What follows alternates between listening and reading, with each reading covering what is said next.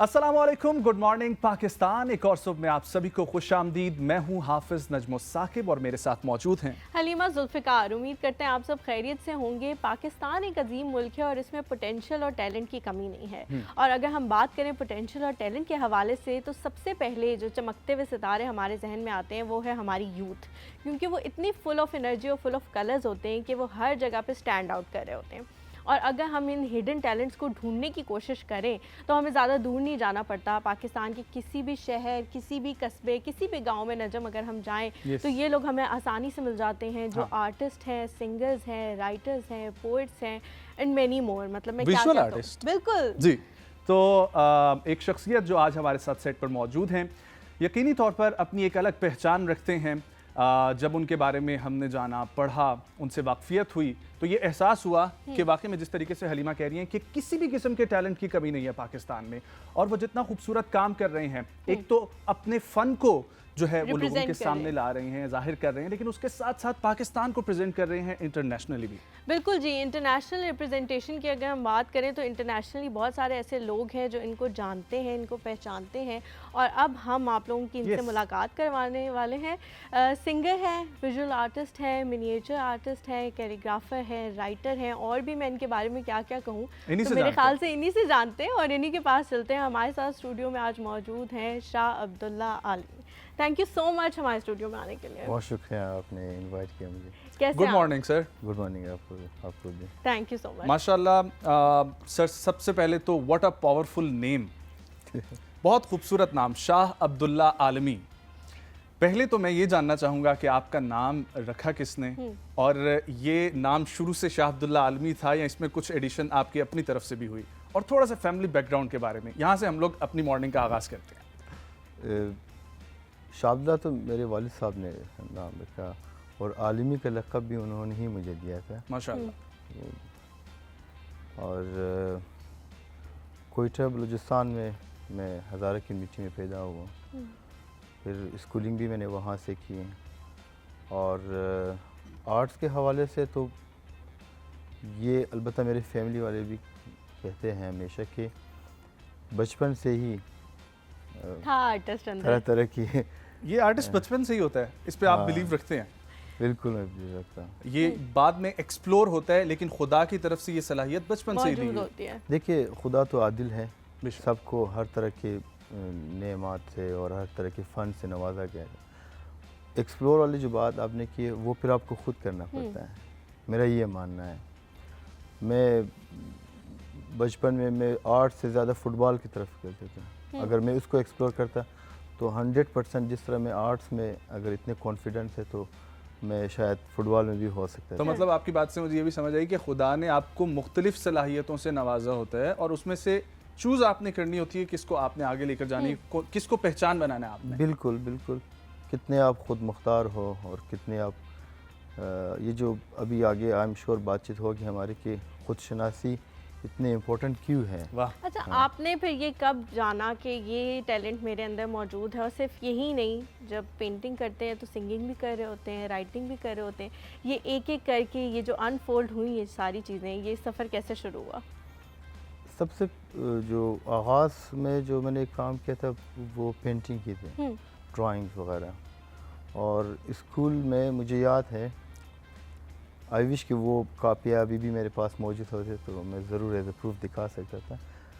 जैसे हमारी किताब में अलिफ अनार, तो मैं अलिफ भी अगर लिखता था और साथ में ज़रूर अनार बना भी लेता, तो प्रॉपर ड्राइंग करता था, कोशिश करता था। वो सबसे ज़्यादा मेरे इंटरेस्टिंग थे कि मैं इसकी विजुलाइज जो अलिफ को अनार अगर कह रहे हैं तो फिर वो कुछ बना भी दो साथ साथ। तो 5वीं क्लास, हाँ 5वीं क्लास में मुझे याद है कि वहाँ पे ईरान से जो हमारे कम्युनिटी के हज़ारा आर्टिस्ट थे, उन्होंने सबसे पहले वहाँ पे कोई स्टूडियो स्टार्ट किया था, फिर मैंने वो ज्वाइन किया। और चूँकि उस ज़माने में इंटरनेट की बहुत कमी थे और यूट्यूब वगैरह और इस तरह की चीज़ें नहीं थी, तो जो चीज़ें हमें वहाँ से मुयस्सर हुए वो कोशिश किया कि उसको समझ सके, उसको ड्राइंग करते रहे। और फिर मैंने आर्ट काउंसिल ज्वाइन किया 2005 में। 2 साल मैंने आर्ट काउंसिल बलूचिस्तान में जो है वहाँ पे मैंने प्रॉपर थोड़ी बहुत, मेरे उस्ताद थे कलीम खान साहब थे और हमीद बलोच साहब थे, तो वहाँ से मैंने इसकी एक जो आशुफ्तगी है उसकी तरफ समझने की कोशिश की कि मतलब जो टर्म एंड कंडीशन है, बेसिक ड्राइंग्स के जो रूल है उसको मैंने थोड़ी बहुत समझाया वहाँ पे 2 साल में। बल्कि माजरत आपकी बात मैं काट रहा हूँ, यहीं पर मुझे ये याद आता है कि हज़ारा कम्युनिटी, आपने जिस तरह खुद भी मेंशन किया, फुटबॉल में आप थे, स्पोर्ट्स में बहुत एक्टिव है और नज़र आती है, तो ये इस किस्म का ये आर्टिस्टिक रुझान जो है ये कोयटा में या हज़ारा कम्युनिटी में आपको आसपास नज़र आ रहा था? किसी माहौल से मुतासिर थे आप? शायद मैंने ख़ुद लोगों को ज़्यादा मुतासिर किया और स्पोर्ट्स में तो नो डाउट मुझसे बहुत पहले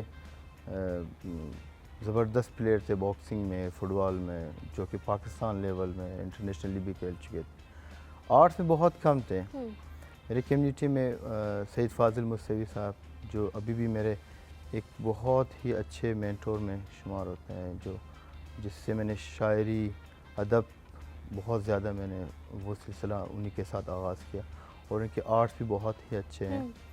और उनके साथ साथ फिर हसन अली हातिफ जो वो भी मेरे इसी कम्युनिटी में टीचर थे, उस्तादों में शुमार। जी हाँ। तो चूँकि जैसे मैंने कहा कि इंटरनेट की बहुत कमी थी और किताबों से ही हम जो चीज़ें इंस्पायर हो रहे थे। अलबत्ता वो किताबें भी स्टेशनरी या कोई लाइब्रेरी में नहीं मौजूद होते थे, तो हम लंडे से लिया थे किताबें, लंडे बाज़ार से। लंडे बाज़ार से बस शौक़ हो ना, तो यहाँ पर ये नाज़रीन को बताना बहुत ज़रूरी है कि शौक़ हो तो किसी भी किस्म की आप फ़न को ख़ुद से जो है ना वो निखार सकते हैं और तराश सकते हैं। बिल्कुल। मेंटोर की ज़रूरत होती है, लेकिन इंसान के अंदर ख़ुद भी सीखने का एक जज्बा होना चाहिए, एक सलाहियत होनी चाहिए। तो फिर ये कब एक्सप्लोर हुआ कि माशाल्लाह से इतना खूबसूरत अंदाज़ है, एक लहजा अल्लाह की तरफ से दिया हुआ है और फिर मौसीकी की तरफ, और वो भी पर्शियन, और फिर उसको इस आर्ट के साथ मिक्स करना, ये कॉन्सेप्ट आपका आहिस्ता आहिस्ता बना या शुरू से जब गाना शुरू किया तो बोला कि क्यों ना इसको मिक्स कर दिया जाए? देखिए बहुत सारे ऐसे वाक़यात भी हुए कि क्वेश्चन मुसलसल सामने आ रहे थे, एक क्वेश्चन मार्क लगा हुआ हमेशा, अभी भी, कि अगर मैं ये काम करूँ इससे मेरी मिनिएचर पेंटिंग को या मेरी कैलीग्राफी को या ओवरऑल मुझे इफ़ेक्ट तो नहीं होगा। और एस्थेटिकली समझना आप सबसे ज़्यादा इम्पोर्टेंट, उसके बाद स्किल को आप यूज़ कर सकते हो। तो एस्थेटिक पे मैं ज़्यादा सोचता हूँ कि उसकी जो कैफियत है वो क्या होगी। वो जब समझ आ जाती है तो जैसे मैंने कहा कि अल्लाह ने जो जो आपको सलाहियत दिया बस इस्तेमाल कर दो उसको।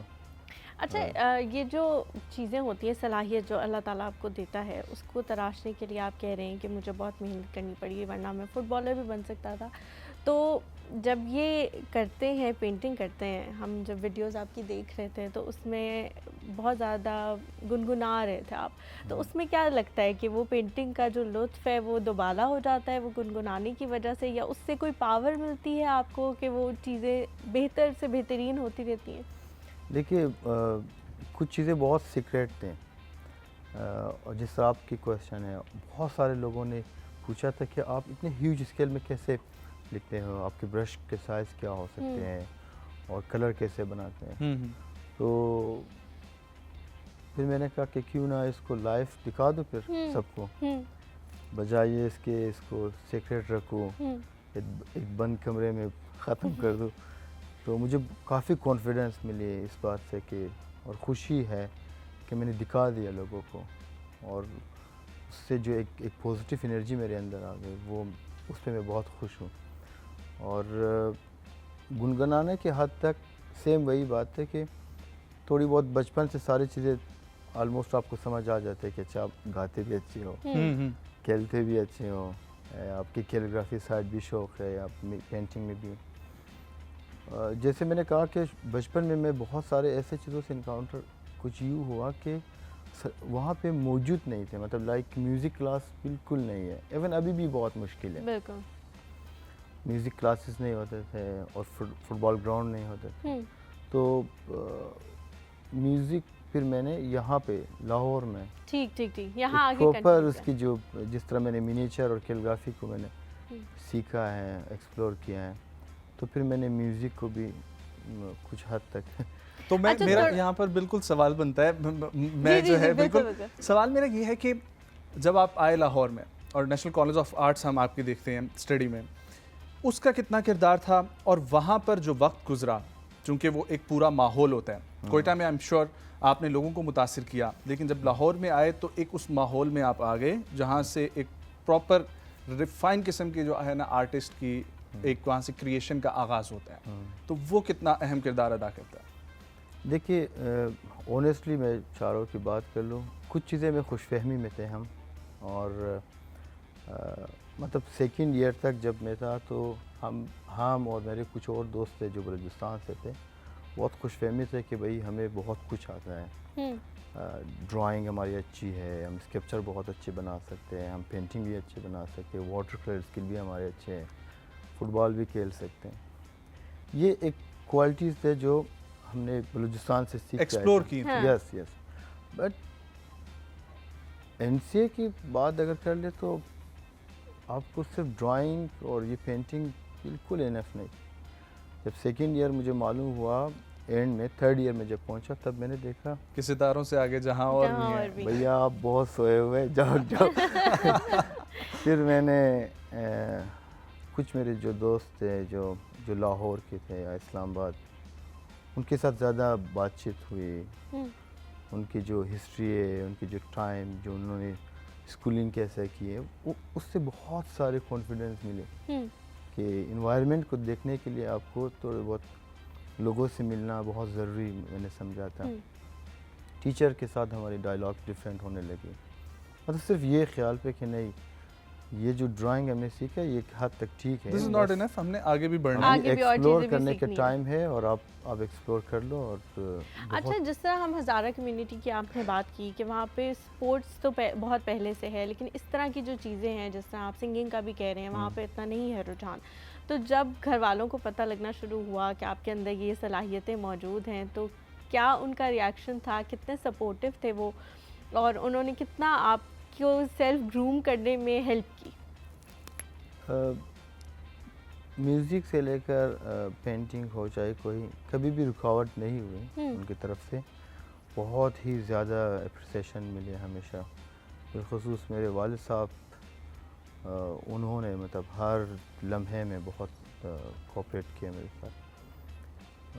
म्यूज़िक के हवाले से चूँकि एनवायरनमेंट कुछ उस तरह से एक रोशनाई नहीं है म्यूज़िक को, और अलबत्ता बलूचिस्तान में बहुत सारे टाइम ऐसे भी थे जो कहते थे आर्ट्स हराम है, ये ना करो, तो म्यूज़िक तो पहले लिस्ट में आते थे। तो उस हवाले से भी मैंने ज़्यादा दूर रहा। थोड़ी बहुत मुझे मेरे वालिद साहब कहते थे कि बेटा अभी मेरे ख्याल में आप अपने पेंटिंग की तरफ तवज्जो दो, ये तुम गुनगुना रहे हो ये अपने लिए काफ़ी है, इसको पता नहीं इसके साथ क्या होगा, अभी तवज्जो ना दो। तो लाहौर जब आ गए तो फिर मैंने आज़ादी से खूब फ़ायदा उठाया। वालिद साहब ये भी फ़ायदा होता नहीं है सबको। फिर पब्लिकली गुनगुनाना शुरू कर दिया। ये फ़ायदा होता है, घर वालों की सपोर्ट हासिल होती है एक वक्त में, लेकिन किसी किस्म की कतगन लगती जाती है, और फिर जब आप निकलते हैं ना हॉस्टल माहौल में आके बंदा बहुत कुछ सीखता है। इस बात से मैं आपकी एग्री करूँगा। हम लोग देखते हैं ना, जब अक्सर कोई गाना देखते हैं तो उसमें लिखा होता है कि ये सिंगर फीचरिंग दिस, तो शाह अब्दुल्ला आलमी फीचरिंग पोइटिकल क्रिएशन ऑफ अपने काम में फैज़ अहमद फैज़, रूमी, इकबाल, गालिब, बेदिल, मोहसिन नकवी, तो इन सब से इंस्पायर होकर आपने अपना काम जो है वो शुरू किया। तो ये इंस्पिरेशन शुरू से आपके साथ थी या किसी ख़ास वक्त में आके लगा कि अपने काम में अंसर झलकना चाहिए इन शख्सियात का? देखिए स्कूल में हमारी उर्दू क्लासेस में तो गालिब और गालिब थे। आपको स्कूल में समझ आ जाता था गालिब? मेरे जो समझ तो जिस तरह हमारी स्कूल में जो कुछ अशआर होते थे और फिर उसकी तशरीह होते थे, नाजुकी उसके लब की क्या कहिए, पंखड़ी एक गुलाब की सी है। शेर तो इस किस्म के थे। हाँ, तो वो ज़ौक़ थे, मुझे पसंद होता था। मेरी उर्दू क्लासेस में मैं ख़ासकर जब शायरी की बात होती थी मुझे बहुत अच्छा लगता था कि उसको समझूं। पर्शियन में तो मतलब हाफिज़ शराजी, मौलाना रूमी, वाह वाह, ये तो हमारे एग्जाम्पल में होते हैं घरों में कि अगर कोई बात समझ नहीं आ रही फिर कहते जनाब हाफिज़ ने ये कहा, तो फिर एक शेर कोट कर देते, सारे डिस्कशन स्टॉप हो जाते। तो फिर ये इसका ये मतलब है कि ये अदबी माहौल घर से शुरू हुआ, तो आज शाह अब्दुल्ला आलमी के काम में ये चीज़ मैं आपको इस हवाले से एक बताना चाहता हूँ। अल्लाह रहमत करे, एक शेख साहब थे जो मेरे वालिद साहब के दोस्त थे। तो हर फ्राइडे में मेरे वालिद साहब के रूल थे कि भाई नो टीवी, आपने टीवी नहीं देखनी है, कुछ नहीं करना है। फ्राइडे नाइट को वो शेख साहब आते थे और डिफरेंट शायर जैसे मतलब अपना हाफिज़ शराजी, मौलाना रूमी, उमर ख़याम, तो वो ख़ुद भी शायर थे और वो पढ़ते थे। तो मेरे सिस्टर्स और हम लोग काफ़ी छोटे थे, तो मेरा काम ये होता था कि उनके लिए चाय में चीनी डाल दो, वो 3-4 स्पून चीनी। तो मुझे याद है बस वो जो एक समा होते थे वो मुझे याद है। उन्होंने कौन से शेर, हाँ वो नहीं याद, हाँ काफ़ी छोटा था, मुझे याद नहीं। नेक लोगों की सोहबत। लेकिन वो मुझे लगता है कि एक ज़ौक़ अंदर में, वो डिस्कशन जिस तरह बार बार होती रही, उससे हो गया था। और ये जो हमारी जो है वो दिल में डल गया, हाँ, उनकी डिस्कशन। और ये जो हमारी डिस्कशन चल रही है इसको रोकने का दिल नहीं है, लेकिन एक छोटा सा ब्रेक लेंगे, वापस आएंगे। इन शोरा का जिक्र मैं लाजमी करना चाहूँगा। गालिब इकबाल से तो हम सब वाकिफ़ हैं, लेकिन मौलाना रूमी को सब उनको समझ नहीं सकते। इसको मैं इस तरीके से बेहतर बोलूँगा कि पढ़ना हर कोई चाहता है, समझ नहीं सकते। तो हम आपसे थोड़ा बहुत समझने की कोशिश करें, कुछ आपसे सुनेंगे भी। कहीं मत जाएगा, एक छोटा सा ब्रेक हमारे साथ है। अस्सलाम वालेकुम and welcome to fitness segment. आज हम बात करेंगे बिगेस्ट फैट लॉस मिस्टेक, ऐसी मिस्टेक्स जिसकी वजह से हम फैट लॉस अचीव नहीं कर सकते, वो क्या मिस्टेक्स हैं। जिसमें हम सबसे पहले बात करेंगे कि हम जो हर रोज़ सुबह उठ के स्केल पे खड़े हो जाते हैं और अपना वज़न चेक करते हैं। तो आपने कभी भी सुबह उठ के स्केल पर खड़े नहीं हो जाना कि एक दिन के बाद आज मैंने वर्कआउट किया और मैंने डाइट किया और मैं स्केल पर खड़ी हो गई हूँ कि मेरा वज़न कम हुआ है कि नहीं हुआ। क्योंकि जब ये चीज़ हम करते हैं कि हमारा वेट कम हो रहा है नहीं हो रहा, तो हमें स्ट्रेस होने शुरू हो जाता है। और जब हम स्ट्रेस में होते हैं तो हमारी बॉडी है जो एक हार्मोन रिलीज़ करती है जिसे कॉर्टिसोल कहते हैं, जब उसकी ग्रोथ ज़्यादा हो जाती है तो वो अफेक्ट करता है हमारा मेटाबॉलिज्म पर, जिसकी वजह से हमारा मेटाबॉलिज्म जो है वो बहुत ज़्यादा स्लो डाउन हो जाता है। एंड देन अगर आपका मेटाबॉलिज्म ही स्लो डाउन हो गया है तो आपके वेट लॉस का जो प्रोसेस है वो बहुत ज़्यादा स्लो डाउन हो जाएगा। तो वेट बार बार आपने स्केल पर चेक नहीं करना। तो इसके आप कर क्या सकते हो, देखें आप ज़्यादा फोकस करें इंचेस के ऊपर। आप अपने 4 वीक्स पहले जब आप वेट लॉस स्टार्ट कर रहे हो, अपने फैट लॉस जर्नी पर आए हो, तो आपने इंचेस टेप लेनी है और अपनी बॉडी की मेजरमेंट्स लेनी है। जब मेजरमेंट्स लेंगे वो आपने राइट डाउन कर देनी है एंड आफ्टर 4 वीक्स आपने अपनी इंचेस को दोबारा से मेजरमेंट्स को चेक करना है कि कितना ड्रॉप हुआ है। वो आपका असल जो ट्रांसफॉर्मेशन है वो आपको बताएगी। क्योंकि जब हम वेट को चेक करते हैं स्केल के ऊपर तो ये तो एक बेसिकली मेडिकल टर्म है कि उसने आपका मसल मास भी बता देना है, फैट का जो वेट है वो भी बता देगी, वाटर वेट है वो सारा कुछ बता देगी, मतलब ऑल टुगेदर सारा कुछ बता देगी। तो हमें ये चीज़ नहीं देखनी। असल में हमारा फोकस होता है कि हम मसल को बिल्ड करें और फैट को ड्रॉप डाउन करें। तो जब मसल बिल्ड होता है, मसल का जो वेट है वो फैट के वेट से थोड़ा ज़्यादा होता है। फॉर एग्जांपल मैं आपको थोड़ा सा आइडिया देती हूँ। ये अगर हम बात करें, this is a fat mass and this is a muscle mass. अब यहाँ पर देखें इन दोनों का वेट दोनों का 2 kg है, लेकिन जो मसल है वो पतला होता है, टोन होता है और लीनर होता है, फैट का वॉल्यूम ज़्यादा होता है। तो जब हम वेट स्केल पे खड़े होते हैं तो ये दोनों चीज़ें, इन दोनों का वेट हमें मिल रहा होता है। तो समटाइम्स ये हो सकता है कि आप वर्कआउट ऐसा कर रहे हो कि आपका मसल बिल्ड हो रहा है और फैट श्रिंक हो रहा है, बट आपका वेट सेम ही आ रहा है। मतलब इफ़ यू आर 60 kg आप, लेकिन आप पतले दिख रहे हो, टोन दिख रहे हो, लेकिन वेट सेम है। इट इज़ बिकॉज कि आपका मसल मास बिल्ड हो रहा है और फैट श्रिंक हो रहा है। And this is what we really want. लोगों को जब ये चीज़ नहीं पता होती तो वो बहुत ज़्यादा स्ट्रेस लेने शुरू हो जाते हैं कि हमारा वज़न कम नहीं हो रहा, हम कब से डाइट कर रहे हैं, वर्कआउट कर रहे हैं, वज़न कम क्यों नहीं हो रहा। तो पहली चीज़, स्केल आपने हर रोज़ उठ के चेक नहीं करना कि आपका वेट कम हुआ है कि नहीं, क्योंकि अगर आप चेक करना चाह रहे हो तो आफ्टर एवरी 10 डेज़ आप चेक करें और एम्प्टी स्टमक, लाजमी एम्प्टी स्टमक आपने वेट को चेक करना है अपना जब स्केल पर खड़े हों। तो number 1 point, do not stress over weight scale. हर वक्त स्केल के ऊपर मत परेशान हो कि आपका वज़न कम हो रहा है कि नहीं। दूसरा मेन पॉइंट आ जाता है ओवर एंड ओवर कार्डियो। जब आप बहुत ज़्यादा कार्डियो करने शुरू हो जाते हो और स्ट्रिक्ट डाइट करने शुरू हो जाते हो। अगर आपको याद हो, मैंने पिछले सेगमेंट्स में एक बात की थी कि बहुत ज़्यादा कार्डियो करने से क्या होता है, आपका वेट तो कम हो जाता है, फैट तो कम होता है, लेकिन साथ ही साथ आपका मसल ब्रेकडाउन भी शुरू हो जाता है, जो हमें नहीं चाहिए, क्योंकि मसल ही तो वो चीज़ है जो हमारी बॉडी को स्ट्रॉन्ग रख रहा है, उसे एक्टिव कर रहा है, हमारी बोन्स को प्रोटेक्ट कर रहा है, जॉइंट्स को प्रोटेक्ट कर रहा है। तो muscle, we want to retain our muscle mass and we want to build it more. तो उसको कम नहीं करना। जब आप बहुत ज़्यादा कार्डियो करते हो तो आप अपने मसल मास को भी श्रिंक करने शुरू हो जाते हो, उसको ब्रेक डाउन होने शुरू हो जाता है। तो वो हमें नहीं चाहिए, जिसकी वजह से आप लथार्जिक फील कर सकते हो, लेज़ी फील करते हो, आपके मूड स्विंग्स होने शुरू हो जाते हैं, एजिंग का प्रोसेस फास्ट हो जाता है। तो हमें कार्डियो बहुत ज़्यादा नहीं करना। हाँ, a good amount of cardio is very good, लेकिन साथ में वेट ट्रेनिंग को इंक्लूड करना है। वेट ट्रेनिंग के बारे में मैंने आपको बताया था कि जब आप वेट ट्रेनिंग करते हैं तो मसल आपका टूटता है और फिर जब वो दोबारा बनता है तो वो अपने साइज़ में इंक्रीज़ होता है। जब वो साइज़ में इंक्रीज़ होता है तो आपका मेटाबॉलिक रेट बढ़ जाता है। मेटाबॉलिक रेट बढ़ जाने की वजह से फिर जो एनर्जी की डिमांड है मसल की, वो बहुत ज़्यादा हो जाती है। आपने ज़्यादा फोकस करना है वेट ट्रेनिंग के ऊपर, बहुत ज़्यादा। A good amount of cardio is more than enough. आप मॉर्निंग में फास्टेड कार्डियो कर सकते हैं 20 से 25 मिनट एम्प्टी स्टमक। वो आपका फैट बर्निंग प्रोसेस को बहुत ज़्यादा फास्ट कर देगा। एंड देन 7 से 8 घंटे के डिफरेंस के बाद आप वेट ट्रेनिंग करें। वेट ट्रेनिंग आपको दिन में 40 से 45 मिनट तक की amount of weight training is more than enough. आप मल्टीपल अपने मसल्स को हिट कर सकते हैं, सिंगल मसल को हिट कर सकते हैं, डिपेंडिंग अपॉन कि आप किस तरह की रिजीम फॉलो कर रहे हैं वेट ट्रेनिंग की। तो ज़्यादा फोकस करें वेट ट्रेनिंग की, क्योंकि वेट ट्रेनिंग करने के बाद जो है आप आफ्टर वर्कआउट भी कैलोरीज बर्न कर रहे होते हैं, क्योंकि आपका मसल वर्क किया होता है, उसको हील होना होता है, रिपेयर होना होता है, दोबारा से मसल फाइबर्स बनने होते हैं। तो वो आपका एक्सरसाइज के बाद भी बहुत ज़्यादा कैलोरीज बर्न कर रहा होता है, तो आपका मेटाबॉलिक रेट इंक्रीज़ कर देता है। तो less cardio and more weight training, इस पर ज़्यादा फोकस करें। Okay, now the next tip जो बहुत इंपॉर्टेंट है कि आपने बैलेंस्ड डाइट लेनी है।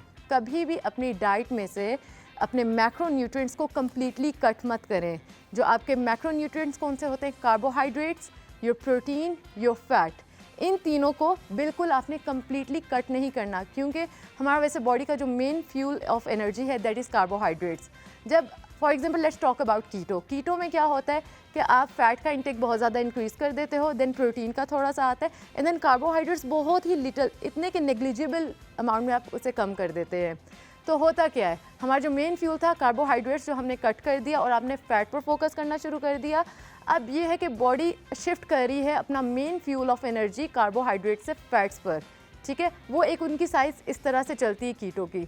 अब होता क्या है, आपने एक अच्छा अमाउंट ऑफ वेट तो आपने ड्रॉप कर लिया। कीटो में यही होता है ना, आप एक महीने में 10 से 15 kg तक ड्रॉप कर देते हैं।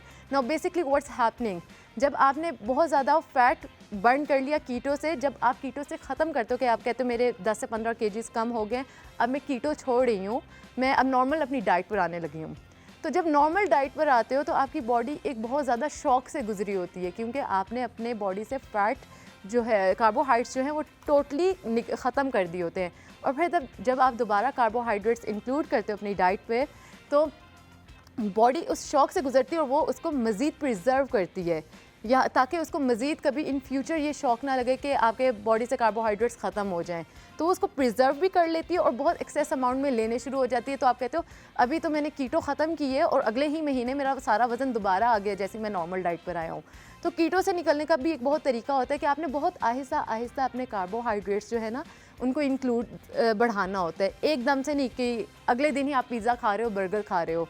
जब भी आपने अपने फैट लॉस कोई ऐसे जो न्यूट्रिएंट्स है उसको कट करें अपनी डाइट में से, तो उसका बहुत ज़्यादा ख्याल रखें कि बहुत कम्प्लीटली उसे कट ना करें, नॉर्मल रेंज में उसे रखें। तो सारे न्यूट्रिएंट्स इंपॉर्टेंट हैं, कार्बोहाइड्रेट्स भी इंपॉर्टेंट है, प्रोटीन भी इंपॉर्टेंट है, फैट भी इंपॉर्टेंट है। तीनों को एक सफिशेंट अमाउंट में, एक अच्छी अमाउंट में, बैलेंस अमाउंट में आपने लेना है। Do not cut completely your nutrients. Okay, now fourth which is really important part आ जाता है हमारा रेस्ट का। हम लोग सिर्फ फोकस कर रहे होते हैं कि अच्छी डाइट लेनी है, मतलब डाइट अच्छी करनी है और वर्कआउट अच्छा करना है। तीसरा, अगर आपको याद हो, मैंने ट्रायंगल बताया था, workout, diet and sleeping cycle. इन तीनों चीज़ों को अगर पूरा करेंगे तो ही आपकी एक सक्सेसफुल ट्रांसफॉर्मेशन क्रिएट होगी।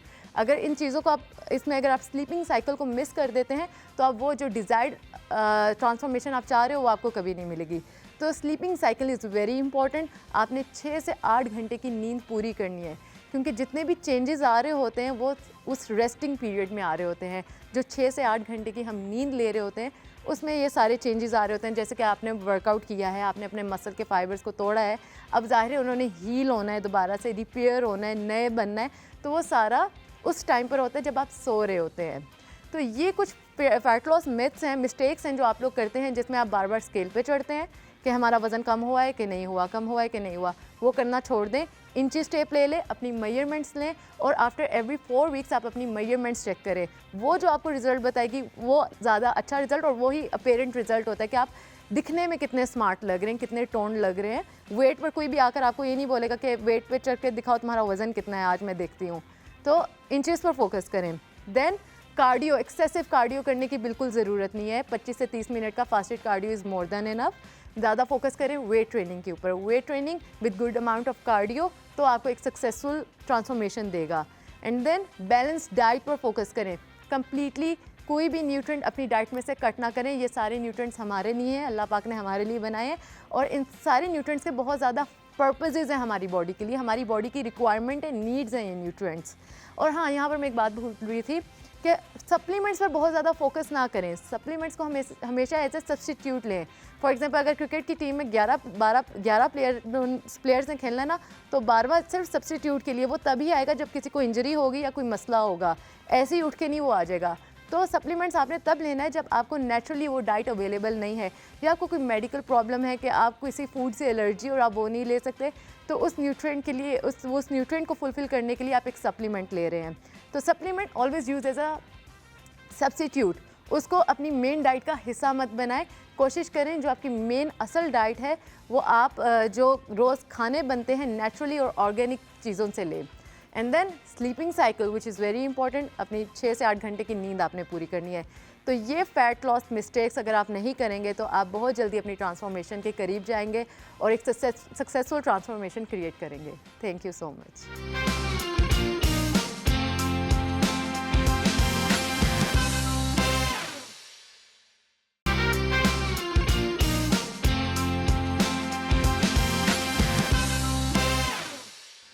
जी welcome back to the show. Najam ने ब्रेक पे जाने से पहले जिस रिपोर्ट की बात की, जिस एग्जीबिशन की बात की जिसमें हम गए हुए थे और वहाँ पे हमने इनके फ़न पारे देखे, तो मेरे ख्याल से वो रिपोर्ट देखने का टाइम आ गया है। वो रिपोर्ट आप जल्दी से देखें और वापस आएँ। Yes.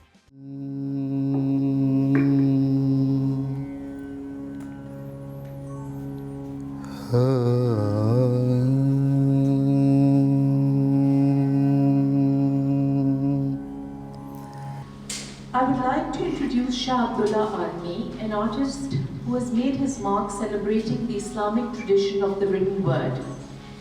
He explores Iqbal, Faiz Ahmed Faiz and Rumi's poetry, expressing his own interpretation of the written word in Siam Mashq.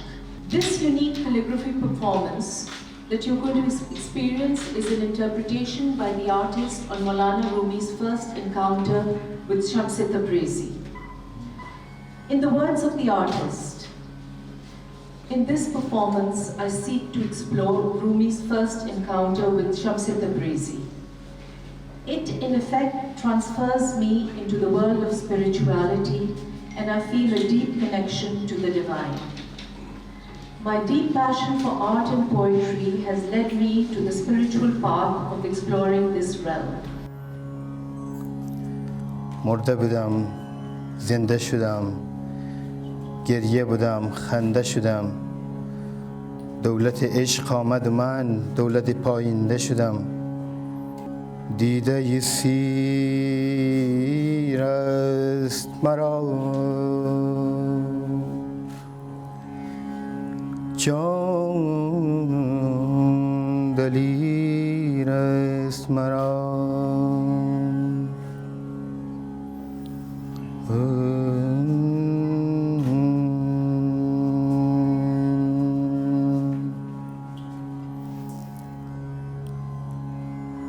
رفتم دیوانه شدم،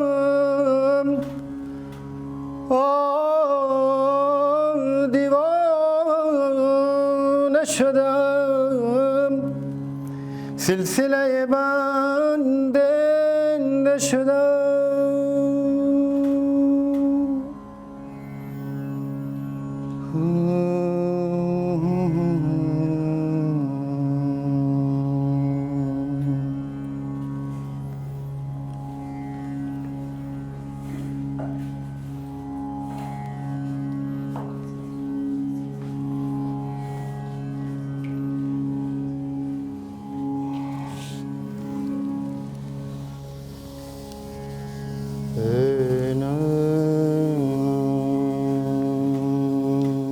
कुदरत के मकासद की करता है निगहबानी, या मर्द कोहिस्तानी या बंदा सहराई। तो Shah Abdullah Alami he grew up in Quetta. Farsi, Pashto और सारी ज़बानें वहाँ बोली जाती हैं। तो he was had advantage of having mother tongue as Farsi. तो फिर इसका रूमी से शुरू से लगाव है। तो ना सिर्फ he sings and then he also dances. He sings with his words but dances with his brush, and then there is a whole poetry going on. वो सारा कुछ सामने आ जाता है. Frankly speaking, when he was performing and painting, I was getting goosebumps. So it was an absolutely wonderful performance.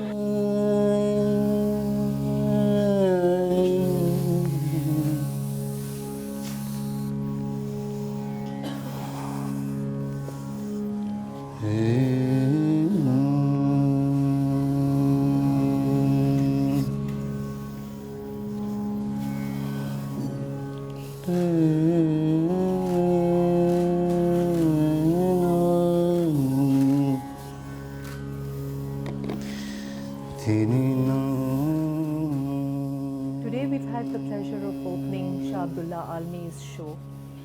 Shah Abdullah Almi is a renowned Pakistani artist, and he hails from Quetta. He seeks his inspiration from the poetry of Faiz Ahmed Faiz, Iqbal and Rumi. आज का जो show है, it's a very unique exhibition. Shah Abdullah did a very, very unique performance in which he sought inspiration from the first encounter between Rumi and Shamsi Tabrizi, and he translated that onto his canvas in the form of Siyah Mashq. ये दूसरी exhibition है शाह अब्दुल्ला की, and he's been very well received in Islamabad. We look forward to having many such shows in the future, and possibly give him some international exposure as well, take him abroad, because his canvases are not the typical calligraphy. They speak volumes to, I think, everyone.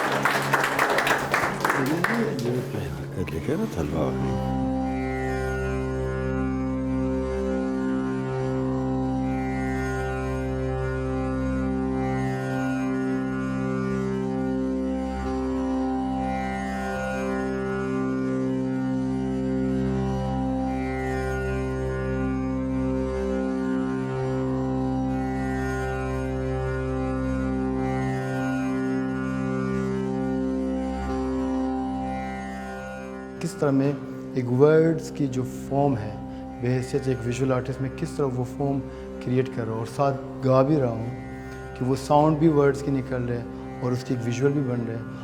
मेरे लिए सबसे ज़्यादा जो challenging और important वो यही था कि मैं परफॉर्मेंस कर दूँ, और उससे भी बड़ी बात ये थी कि मैं अपने आर्ट्स को छुपाऊँ मत।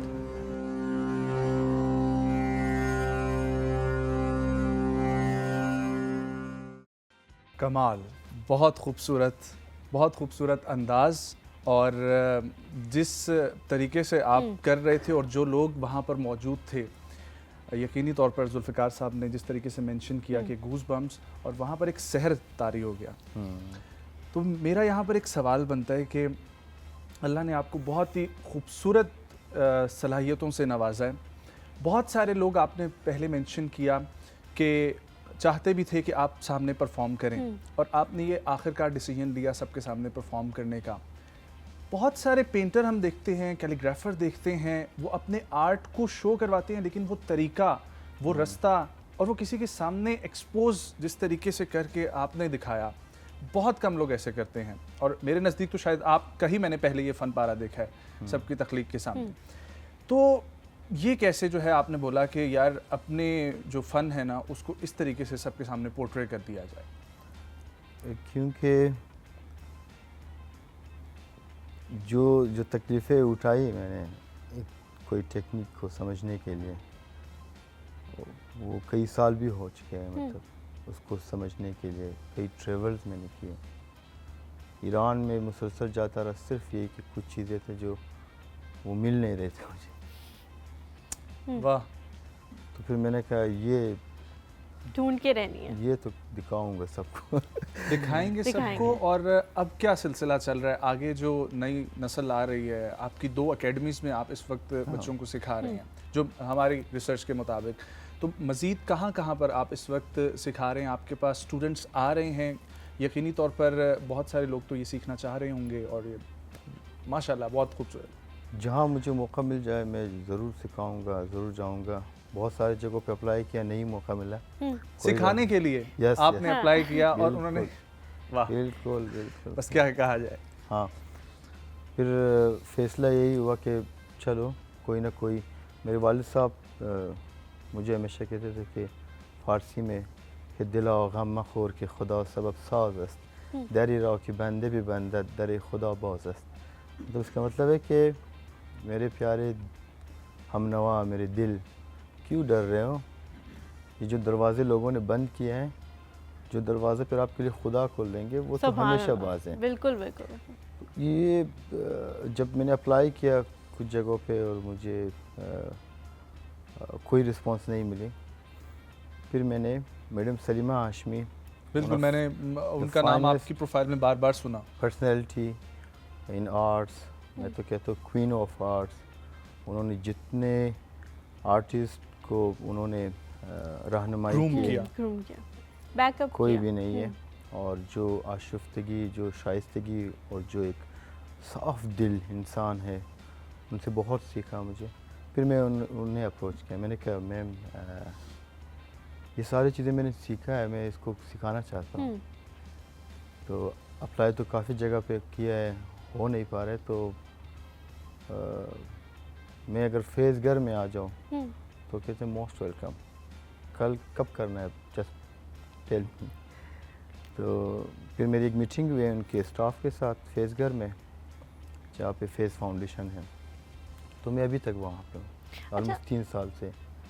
और वहाँ पे miniature, calligraphy, Persian miniature, Mughal miniature, calligraphy, तज़हीब और वाटर कलर, ड्राइंग वगैरह, जो चीज़ें मैंने कोयटा बलूचिस्तान अपने उस्तादों से सीखी हैं, जो चीज़ें मैंने लाहौर से सीखे, जो मैंने ईरान से सीखे, जो मैंने अफ़गानिस्तान से सीखे, तो घाट घाट का पानी पीकर ये फ़न हासिल हुआ है। और ये वैसे जैसे ईरान, अफ़गानिस्तान बहुत मुश्किल था जब मैंने ट्रैवल किया, बहुत ही ज़्यादा मुश्किल, मतलब कुछ भी हो सकता था, बहुत सारे वाक़यात भी हुए।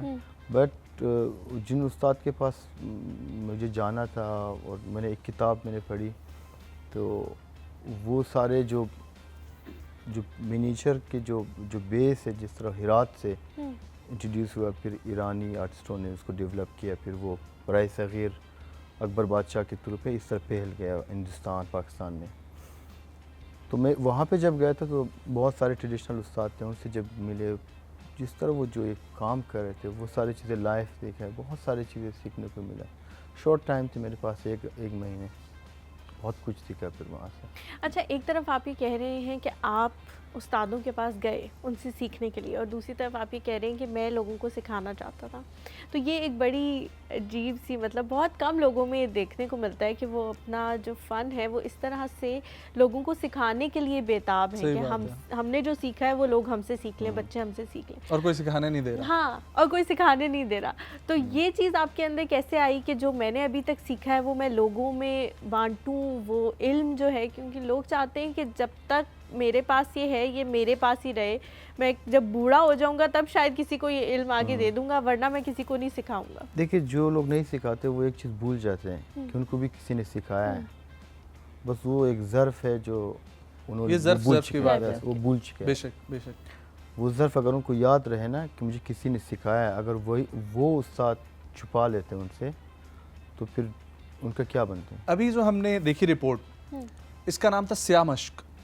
श्यामश स्टाइल है। स्या मश्क, अच्छा स्टाइल स्टाइल है, एक स्टाइल होता है है। उसमें। और ये मेंशन जिस तरह किया गया शाह शम्स तबरेज़ और मौलाना रूमी की पहली मुलाकात का मंजर था, तो वो मंजर कशी हमने उस तरीके से तो देखी, लेकिन वो मंजर क्या है और उनको उन अशार को आपने अपने मिनिएचर में जो ढाला, तो ज़रा उसको बताइएगा, हमारे नाज़रीन के साथ शेयर कीजिएगा, क्योंकि बहुत सारे लोगों को आपने ऑफ एयर भी मेंशन किया था कि नहीं पता लोगों को कि पहली मुलाकात में था क्या, और बहुत सारे लोग जानना चाहते हैं, तो वो कुछ ज़रा। ओबियसली अभी उनकी शेयर के थ्रू ही बहुत सारे वाक़यात लोगों ने समझा है ना, क्योंकि उस वक्त मीडिया नहीं थे या कोई ऐसे डॉक्यूमेंटेशन के ज़रिए ही नहीं थे सिवाय शायरी के। तो मौलाना ने जो लिखा है उसमें मैंने काफ़ी बहुत ज़्यादा लेंथ थी, लेकिन मैंने जब परफॉर्मेंस किया तो ओनली 6 वर्सेस थे। तो उनका जो पहला है वो कहता है कि मुर्दा बुदाम जिंदा शुदाम, गिरिया बुदाम खंदा शुदाम, दौलत इश्क़ आमदमान दौलत फाइंदा शुदाम, कि मैं मरा हुआ था और अब मैं दोबारा ज़िंदा हुआ हूँ। और ये जो हंसी और जो खुशी मेरे अंदर है ये तब हुए जब मुझे एक इश्क़ की दौलत मिल गई। जबकि लोग क्या कहते थे कि मौलाना पागल हुए, उनके बच्चों ने कोशिश की उनको मारने की, जहर देने की, बिल्कुल, कि ये हमारे ख़ानदान के लिए एक दाग बन चुके। इतने बड़े आलिम थे, जो पेश इमाम थे, लोगों को नमाज़ें पढ़ा, तो अब वो जो है ना वो पागलों की मजज़ूब तरफ की जा रहे हैं। कैफियत हाँ। में बिल्कुल। एक और शेर में उन्होंने इस हालत को कहा कि मैं तो बहुत बावक़ार था, शम्स को कहते हैं, कि मैं इतना बावक़ार था, इतना सजादा नशीन था, क्या किया आपने मेरे साथ, मुझे आपने बच्चों के खिलौने बना दिया, मैं रोड से जा रहा हूँ, लोग मुझे पत्थर मारे, दीवाने दीवाने पुकार रहे, क्या किया आपने मेरे साथ। तो वो इस तरह के मुकालमे इनके अशार से लोगों ने फ़ील किया, और मैंने ख़ुद भी, कि ये जो डायलॉग्स उनके बीच में हुए, जिस तरह जो चैलेंजेस शम्स ने इनको दिया। अब उसके जो एक और जो शेर है कि जैसे शिकवा जवाब शिकवा है कि वो शिकवा कर रहे हैं और आगे से उसका जवाब आ रहा है। वाह वाह। एक शेर में वो कहते हैं कि गुफ्त मरा गुफ्त बरो तू दीवाना नहीं, लायक हिन खाना नहीं, राफ्ताम दीवाना शुदाम सिलसिला बंदिंदा शुदाम। अब यहाँ पे रूमी कह रहे हैं, पहले बयान करे कि मैं जिस पोजीशन में पहले था वो हकीकत नहीं थे, अब मैं एक हकीकी रास्ते में। फिर वो कहते हैं कि मुझे शम्स ने कहा कि मैं तुम्हें क्यों सिखाऊं, तुम्हारे अंदर तो दीवानेपन है ही नहीं, वाह। तुम तो अभी मौजूदा हालात के पीछे लगे हुए हैं। हाँ। तुम्हारे अंदर एक गुरूर समा हुआ है, तुम्हारे अंदर वो फनाही इश्क है ही नहीं, तो मैं तुम्हें क्या सिखाऊं, मेरे इल्म तो सारे इश्क हकीकी के ऊपर है। बिल्कुल। तो फिर रूमी कहते कि राफ्ताम दीवाना शुदम सिलसिला बंदिंदा शुदम, तो जब फिर मैं निकल आया। सर हम लोग ब्रेक की तरफ बात। पढ़ेंगे, लेकिन रिकमेंड समथिंग हमारे नाजरीन के लिए, मेरे लिए पर्सनली, कि हमें जो है ना इस वक्त कोई बुक या कोई चीज़ जो है जिसको स्टडी करना चाहिए। इंसान बहुत सारी हैं लेकिन कंफ्यूज होता है कि कहाँ से स्टार्ट लेना चाहिए, क्या स्टडी करना शुरू करना चाहिए, तो कुछ रिकमेंड आप करें, या आप रिकमेंड करेंगे ब्रेक से वापस आके, जैसे आप इजी हैं, हम लोग ब्रेक की तरफ पढ़ते हैं, जैसे आप कहें। ये आपके शो है जो बस ठीक है, हम लोग ब्रेक से वापस आते हैं, और कुछ रिकमेंडेशंस आप ज़रूर हमारे नाजरीन के लिए, मेरे लिए पर्सनली, जो स्टूडेंट्स हैं उनके लिए। एक छोटा सा ब्रेक, कहीं मत जाइएगा, हमारे साथ हैं।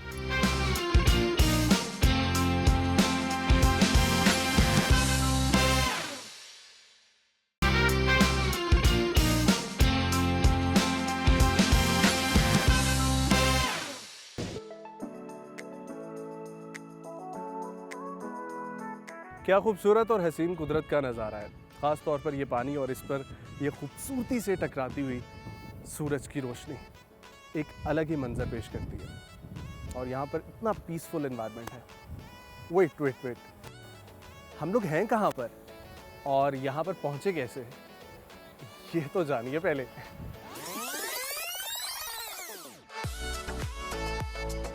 पाकिस्तान एक निहायत ही खूबसूरत मुल्क और यहाँ के लोगों ने भी इसको सजाने में बहुत अपना किरदार अदा किया।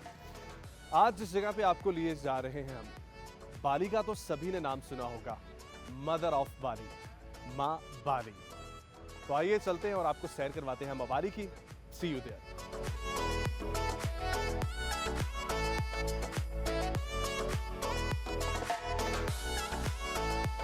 इस्लामाबाद से श्रीनगर हाईवे इस्तेमाल करते हुए तरनोल इंटरचेंज और फिर बरास्ता टेक्सला रोड आप मबाली जा सकते हैं।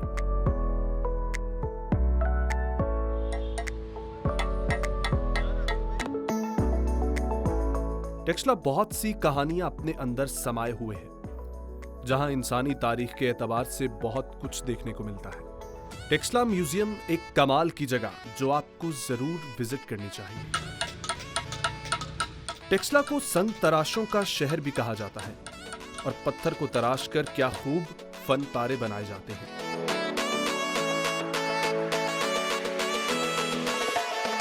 और हमने भी यहां से कुछ डेकोरेशन पीसेस और कुछ टेबल लिए, क्योंकि भाई इस्लामाबाद की निस्बत बहुत मयारी और मजे की बात तो यह है कि जेब पर भी भारी नहीं है। सफर जारी रहा और इन खूबसूरत पहाड़ों और रास्तों को देखते हुए हम पहुंचे खानपुर डैम। यहां से थोड़ा साथ ही आपको मिलेगी ओल्ड खानपुर रोड, फिर जरा कच्चा रास्ता और ये आपके सामने मबाली आइलैंड। कमाल की जगह, पुरसकून माहौल, ढेर सारा फन और एंजॉयमेंट।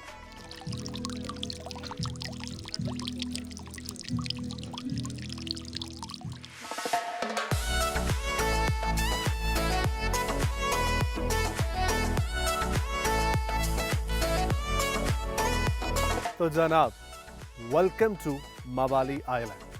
हम लोग पहुंच चुके हैं और रास्ते के हवाले से भी आपको बताते आए।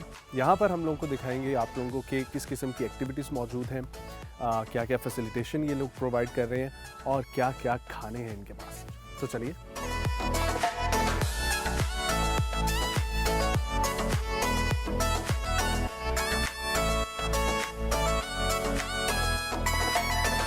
ये जगह बहुत ही खूबसूरत है। यहाँ पर ढेर सारी एक्टिविटीज़ मौजूद हैं जो आप कर सकते हैं अपनी फैमिली के साथ, अपने दोस्तों के साथ। तो हम लोग एक एक करके आपको तमाम एक्टिविटीज़ दिखाते हैं। ज़रा आराम से चलेंगे, अभी तो बहुत कुछ है देखने को।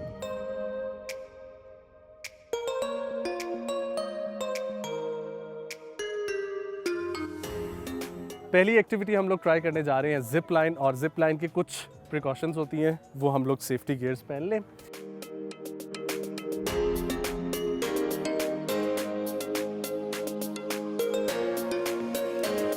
जिप लाइन हम लोग शुरू करने लगे हैं। ये तमाम प्रिकॉशनरी मेजर्स हम लोगों ने ले लिए हैं और यहाँ से हम लोग जाएंगे वहाँ पर फ्रंट, और वहाँ से फिर दोबारा से चेंज होगा रुख और हम लोग यहाँ पर वापस आएंगे। तो ये हमारी नंबर 1 एक्टिविटी है जिप लाइन की, तो ज़रूर ट्राई करें। यार पहले जो है कुछ अंदाज़ा नहीं था, ठीक है, कि कुछ होगा, लेकिन अब जो है ना थोड़ा थोड़ा डर लगे जब भी बोल रहे हैं ना कि यहाँ से आगे जो है आप वैसे ही जाएं, ठीक है। तो अपनी मर्जी से करना, मेरे मशवरे पे नहीं जाना।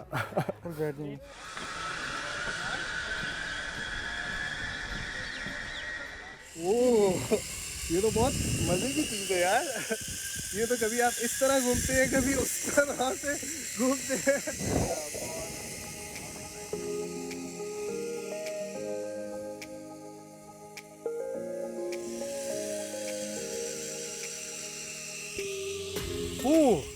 जिप लाइन का माल का फन था। और अब हम लोग जा रहे हैं जेट स्की की तरफ। तो आइए चलते हैं, बढ़ते हैं और क्या कहते हैं वो उड़ाते हैं। ये लाइफ जैकेट है और इसको पहनना बहुत ज़रूरी है।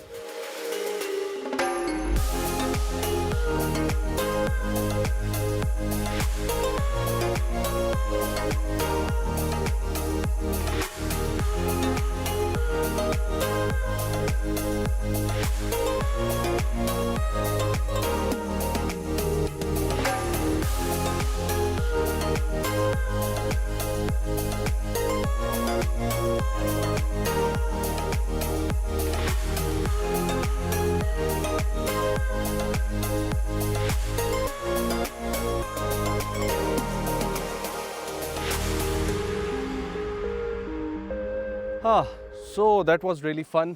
हम लोगों ने बहुत इन्जॉय किया। हम लोगों ने ये बोट राइड इसको भी ट्राई किया। ये तो बहुत कमाल की चीज़, और ख़ास तौर पर गर्मियों में सारी जो है ना आपकी, वो कहते हैं ना कि जितनी वो गर्मी और जो एक टेंशन दिमाग में चल रही होती है वो सब उतर जाती है। बिल्कुल एक रिफ़्रेश कर देती है ये।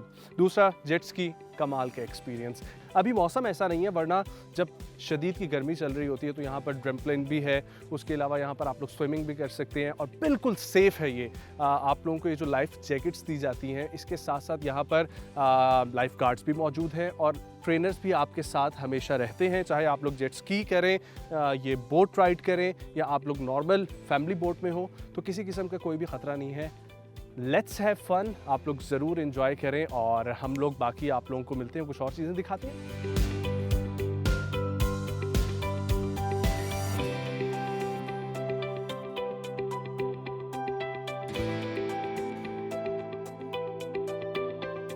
इतना खूबसूरत यहाँ पर पुरसकून माहौल है।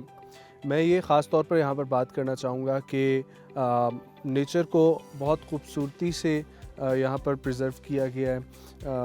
एक्टिविटीज़ भी आपको एंजॉयमेंट देती हैं, लेकिन ये एक जो खूबसूरत माहौल है, और यहाँ पर आप लोग बैठे हैं शाम को, सुबह से हम लोग यहाँ पर मौजूद हैं, तो शाम के वक्त भी क्या खूबसूरत यहाँ की वाइब है।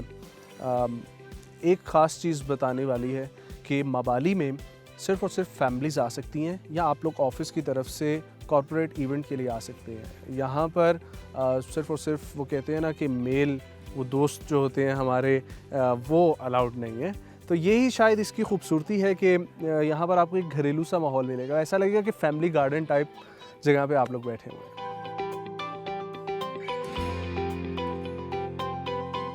ज़िंदगी बहुत खूबसूरत और हसीन है अगर इसको हसीन तरीके से गुजारा जाए। आज का दिन बहुत अच्छा गुजरा, लेकिन वापस जाना है, और अल्लाह के इस हसीन नज़ारे को देखते हुए यहाँ से जाने का दिल तो नहीं करता। मुलाकात होती है फिर से एक और सफ़र के साथ।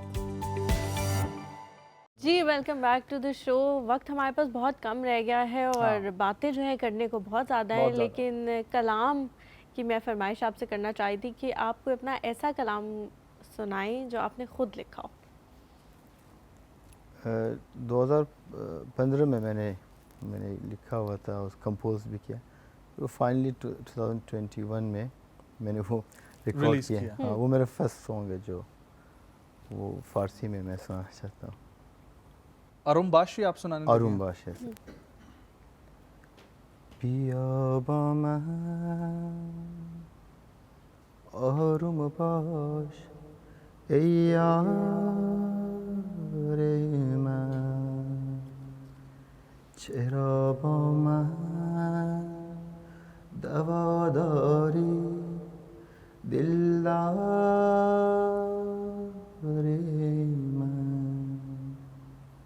निगाह कन सामते गुलहा निगाह कन सामते अबरहा हमारू आरुमस्त हमारू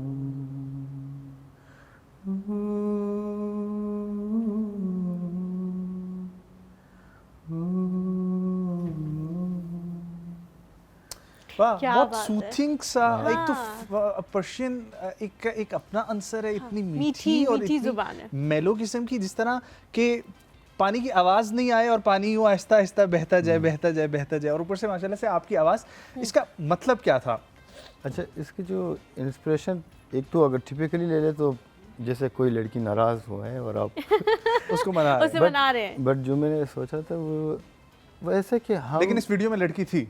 ऑब्वियसली नेचर है ये सब, वो हमारे लड़की तो मतलब क्वीन है हमेशा। हाँ, बेशक क्या बेशक। बात है। उनको हर जगह दिखानी चाहिए, हम्म, खूबसूरती है। मैंने जो सोचा था वो यही कि हम छोटी छोटी बातों पे और छोटी छोटी सोच पे, अना पे ऐसे खूबसूरती को बिगाड़ देते हैं और भूल जाते हैं। तो इसका जो पहला जो 2 वर्ड्स था वो यही कि मतलब आओ मेरे साथ बैठ जाओ, मेरे साथ रहो, क्यों मुसलसल आप इतने गुस्से में लड़ रहे हो मुझसे, और देखो फूलों की तरफ, देखो बादलों की तरफ, सब खामोश है, सब मूव कर रहे हैं, एंजॉय कर रहे हैं, तो मैं तुम्हारे साथ हूँ एक सुकून मूड में, तो आप भी एक सुकून वाह, मूड वाह, में क्या रहो। बात हाँ। है। बहुत बहुत अच्छा आपने वो तशबीह दी कि बादल भी अगर हैं तो बादल अभी चल रहे हैं, खामोशी से, आसमान हाँ, को कोई चल रहे हैं। वो नहीं है, परवाह नहीं है, ठीक है। पानी भी अपना रास्ता निकाल के गुजर हाँ। जाता है, वो भी किसी को मसला नहीं करता। तकलीफ बहुत नहीं देता। खूबसूरत जो है वो आपने इसको एक्सप्लेन किया। तो थोड़ा सा ये बताएं कि आपकी इस वक्त अकेडमीज़ का भी हमने जिक्र कर लिया, आप गोल्डन पेपर यूज़ करते हैं या आपके टूल्स जो हैं वो क्या हैं मिनिएचर कैलीग्राफी के लिए? देखिए सरफेस पे गोल्ड लीफिंग तो मैं करता हूँ, बट बग़ैर जो हमारे जो ट्रेडिशनल वसली पेपर हैं वो पाकिस्तान में ज़्यादा एक तरह की ख़ास तरह की उसको बनाया गया उस्ताद बशीर साहब ने। उससे पहले जो इंडियन, राजस्थानी और उस तरह की जो पेपर थे, हैंडमेड पेपर, वो यूज़ किया जाते थे। बट अभी जो मैं काम कर रहा हूँ वो ज़्यादातर कैनवस के ऊपर है। अच्छा, तो कैनवस को एक ख़ास तरह से मैं प्रेफर करता हूँ, और फिर उसकी कोई ट्रीटमेंट करते हैं ऊपर पेंट करने से पहले? हाँ, वो कुछ ट्रेडिशनल अंदाज में भी है, कुछ अभी जो हमारे पास जो नए नए मटेरियल्स आ चुके हैं वो भी हम इस्तेमाल करते हैं। अच्छा, कुछ क्विक से क्वेश्चंस हैं, ठीक है, क्योंकि वक्त हमारे पास बहुत कम है। मैंने काफ़ी लोगों को देखा है वो पहले ड्रॉ करते हैं पेंसिल से, आपका ड्रॉ यहाँ पर हुआ होता है और वो एक ही दफ़ा नीचे उतरता है। कोई भी रियल आर्टिस्ट मेरे ख्याल से पेंसिल से। परफॉर्मेंस में ये सब सारी चीज़ें मैंने दिखाया है, बिल्कुल। हाँ, हाँ, वही ना। बहुत सारे टाइम जब मैं कहता था कि मैं ड्रॉ नहीं करता, कहते नो वे, ये कैसा हो सकता है। हाँ, तो वो जो मैंने उनके सामने किया तो कोई ड्रॉ नहीं किया था मैंने, बस हो गया। वो जो जब आप शेर पढ़ रहे हो तो आप थोड़े से जब फोकस हो जाते हो, वो साउंड, उसकी जो कैफियत है ना, वो आपको ले जाते हैं। हाँ। मतलब बेसिकली आपको कनेक्शन की ज़रूरत है, आप कनेक्शन की कनेक्ट ज़रूरत हो है। जाते हाँ, हैं। सही बात है। तो वो फिर वो जो मूवमेंट हो रहे थे वो कहीं पे भी प्लान नहीं हुआ था कि मैंने कहाँ से स्टार्ट करना है, किस तरह से। अच्छा, मैं बिल्कुल, हमारे पास टाइम शॉर्ट रह गया है। मेरा एक आखिरी वो आपसे ये है सवाल कि हम जब आपके बारे में पढ़ रहे थे तो पता लगा कि आपने बाहर जाके एक स्कल्पचर बनाया और फिर वो अनफॉर्चुनेटली डिस्ट्रॉय हो गया। तो अब आप जो भी चीज़ बनाते हैं उसको खुद ही डिस्ट्रॉय कर देते हैं, तो उसके पीछे क्या रीज़न है वो भी ज़रा लोगों को बताएं। देखिए वो इंस्पिरेशन 2018 में लाहौर बिनाले और आगा खान म्यूज़ियम के एक कोलैबोरेटिव प्रोजेक्ट थे। इमरान कुरैशी पाकिस्तान के बहुत अच्छे आर्टिस्ट थे, उन्होंने क्यूरेट किया था। तो कुछ हम लोग 24 आर्टिस्ट थे जो वहाँ पे काम कर रहे थे, और फिर मैंने इंस्पिरेशन लिया कि जो हमारे ओल्ड मास्टर के जो काम है, जो हमें एक तोहफ़ा हमें दिया है वो आर्ट्स, तो हमने उसको किस तरह उसके ख्याल नहीं रखे और वो किस तरह डिस्ट्रॉय हुए। फिर मैंने वो कुछ उनके बारे में बिफ़ोर आफ्टर वाले कुछ काम किया था। बिल्कुल। जब 2019 में हमें इसी सिलसिले में मकतब 2 के ना जो प्रोजेक्ट यूके में हम वर्कशॉप के लिए गया था, हम 7 आर्टिस्ट थे और इमाम कुरैशी साहब भी थे। तब फिर मैंने वहाँ पे सोचा कि अगर मोनालिसा पेंटिंग को मैं यहाँ पे बनाऊँ और वो मोनालिसा पेंटिंग को ही इसी तरह स्क्रैचेस हो जाए, वही वॉल चॉकिंग्स हो जाए, पान के और इस तरह, तो फिर मैंने म्यूज़ियम के वॉल को ऐसे ही डिस्ट्रॉय किया था जैसे लाहौर फोर्ट के वॉल हो। जो भी देखते थे तो बड़े मायूस हो जाते कि यार इतनी खूबसूरत दीवार को किसने ऐसे डिस्ट्रॉय कर दिया। बेसिकली वो मैसेज थे कि हम अपने मुल्क में अपने आर्टिस्टों के जो काम हैं उनकी कदर नहीं करते हैं। अब ये एक मोनालिसा देखने के लिए लोग लाखों रुपए लगा लेते हैं, टिकट्स करते कि यार जाके मोनालिसा पेंटिंग देखे या डेविड देखे या कोई और आर्टिस्टों के काम देखे, और वो भी सेम उसी पीरियड का है जिस तरह हमारे ओल्ड मास्टर के काम हैं। उन्होंने वहाँ पे अगर मोनालिसा बनाए तो हमारे कई ऐसे फ़न पारे जो बहुत खूबसूरत है, बिल्कुल। मगर हमारे लोगों ने उनको डिस्ट्रॉय किया, पान के नंबर्स लिखे। तो बेसिकली वो एक Message था पब्लिक मैसेज जो है। आप हाँ कन्वे करना चाहिए, यकीनी तौर पर मैसेज कन्वे हो गया होगा। शाह अब्दुल्ला आलमी, बहुत अच्छा लगा आपसे गुफ्तगू करके। बहुत सारे सवाल थे जिसमें अभी डिविंची का भी जिक्र नहीं हुआ, पिकासो का जिक्र नहीं हुआ, इंटरनेशनल एग्जीबिशंस का, आपकी अचीवमेंट्स, अवार्ड्स का जिक्र नहीं हुआ। जदीद तरीन पाकिस्तान का एयरपोर्ट इस्लामाबाद एयरपोर्ट पर आपकी फ़न पारा मौजूद है।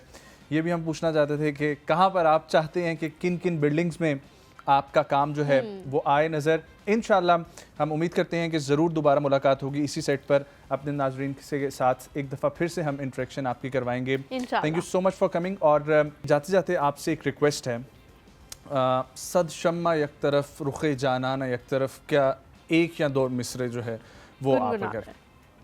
अच्छा बिल्कुल।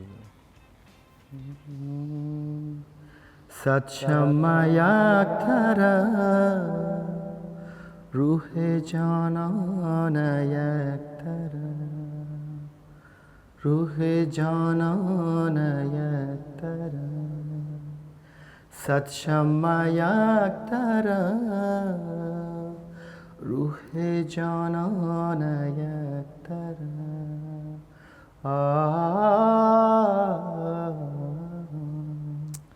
Thank you so much Shah Abdullah आलमी। तो एक और सुख की पूरी टीम को इस वक्त दीजिए इजाज़त। आप लोगों से मुलाकात होगी कल एक नए गेस्ट, एक नए टॉपिक के साथ। अपना बहुत ख्याल रखिएगा। अल्लाह ने। अल्लाह हाफ़िज़।